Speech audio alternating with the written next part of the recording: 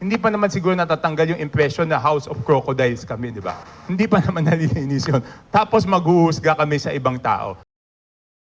Ito ang naging pahayag ni Navotas Representative Toby Tiangco na dapat maging mapanuri ang House of Representatives kung may sapat pa itong moral authority upang mag-impeach ng mga opisyal ng pamahalaan. Ito ay kasunod ng pagtanggap ng Kamara sa unang impeachment complaint laban kay Pangulong Ferdinand Marcos Jr. kung saan binanggit din niya na ang inaasahang paghahain ng impeachment complaint laban kay Vice President Sara Duterte ay sa susunod na buwan. Giit pa ng kongresista na mahalagang suriin ng Kongreso ang sarili nitong kredibilidad sa pagpapanagot ng mga opisyal. Talagang hindi pwede na magpatuloy yung ganong sistema ng corruption.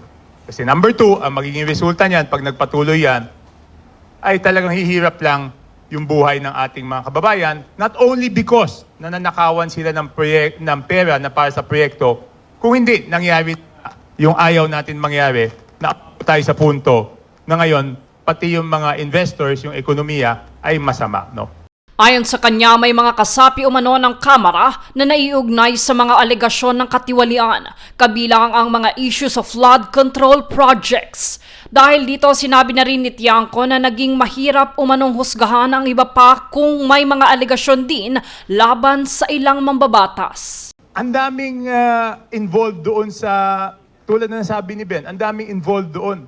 Tapos sila rin yung pipirma sa impeachment ng kahit sino sa dalawang to. Tama ba yun? Meron ba kaming moral authority to do this? So I think that is a question that we have to reflect on as Congress. Dahil dito nananawagan si Representative Tiangco ng mas maingat at masusing pagdedesisyon ng Kongreso sa mga hakbang kaugnay ng impeachment. Jade Buhoy, nag-uulat para sa Golden Nation Network.